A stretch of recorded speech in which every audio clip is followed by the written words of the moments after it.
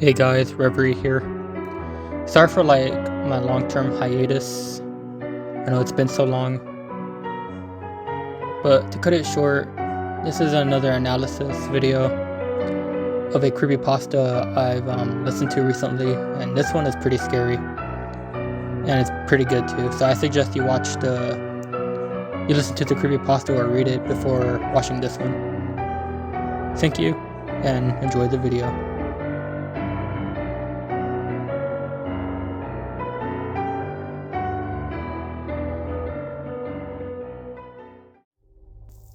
There's a reason this story sticks with people long after they finished it.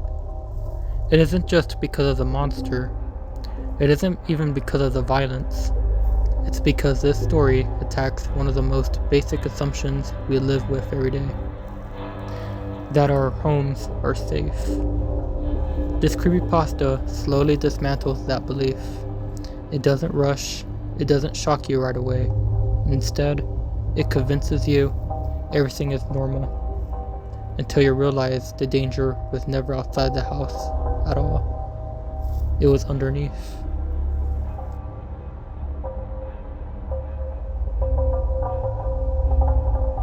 One of the strongest aspects of the story is how painfully realistic it feels.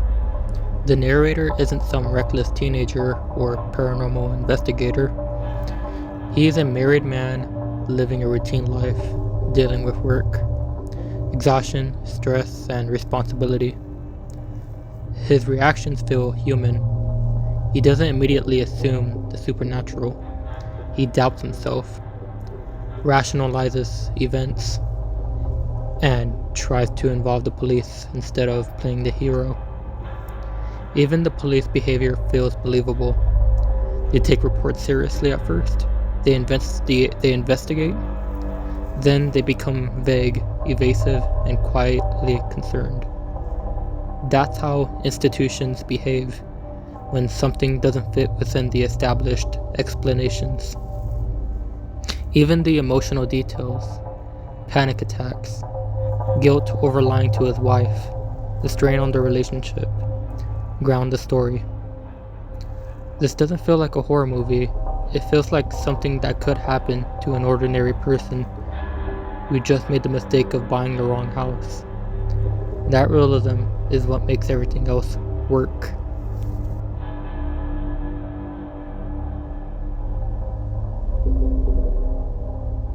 This story is built on delayed horror. The monster doesn't immediately attack. The house doesn't immediately reveal its secret.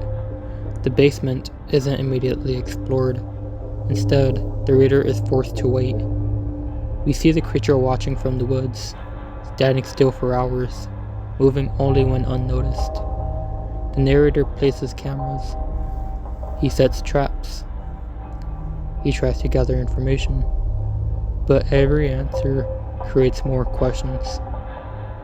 The author constantly dangles resolution in front of us and pulls it away. Just when the narrator thinks the police have things under control, the creature vanishes without explanation. That's not relief, that's worse. Because suspense isn't about action, it's about anticipation.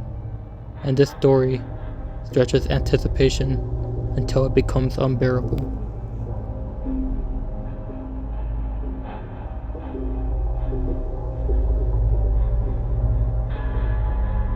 As the story progresses, something crucial happens.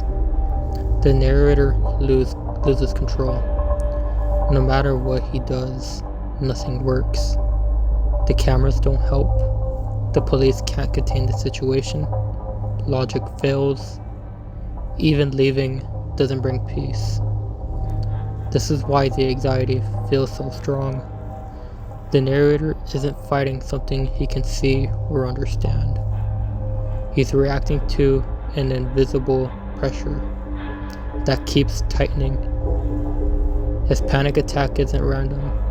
It's his body recognizing the truth before his mind can. Something is wrong with the house, and the anxiety peaks when he realizes that even authorities don't have answers.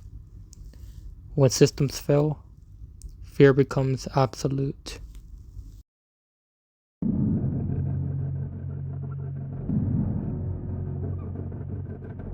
Here's where a lot of readers misunderstand the story.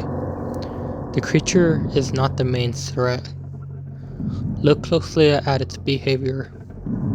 It watches instead of attacking. It seems confused rather than hostile. It retreats into the house instead of fleeing it. When the police arrive, the creature doesn't escape. It disappears inside. That's not a predator on the hunt.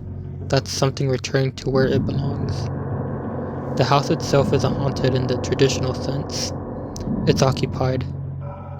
The monster isn't the source of the horror. It's a symptom.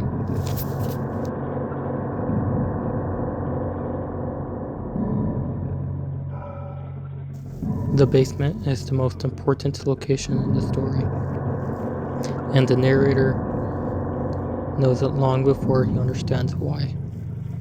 He describes being irrationally afraid of it since moving in, not because of darkness, not because of bad memories, but because something about it feels wrong. Fear predates the monster. It predates the break-in. It predates the story itself. Miss Maddox heard voices in there. The Crimson Trail leads there. The creature runs there. Everything points downward. The basement isn't just a room. It's a boundary. This is the core truth of the story. The basement contains something plural. The voices the narrator hears aren't echoes. They aren't hallucinations. They overlap. They interrupt each other. They cry. They whisper continuously. These are not the sounds of a single entity. The phrase, "we never leave," confirms it. Whatever is in the basement doesn't move on. It doesn't die. It doesn't escape. It accumulates. The creature wasn't trapped in the house. It was part of it. And when the police find nothing, that's not a failure. It's containment or denial.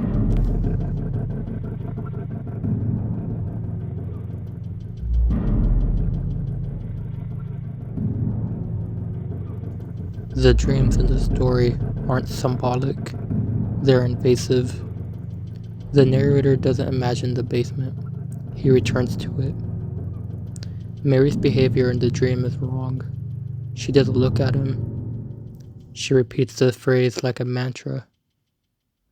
When she crawls into the dark room, she does so willingly. That's not possession. That's assimilation. The final reveal that he wakes up in the basement later destroys the idea that escape is possible. Distance doesn't matter. There's other details that people miss. The police claiming the laptop has a virus. The game cameras never recovered. The house falling silent once the authorities leave. Silence doesn't mean safety. Silence means the house is undisturbed again.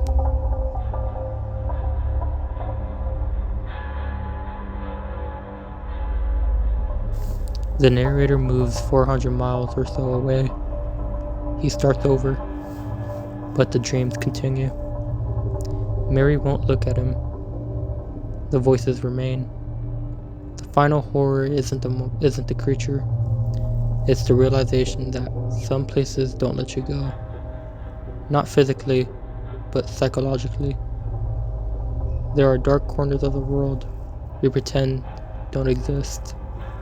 But once you notice them, they notice you back. And once you hear them, we never leave.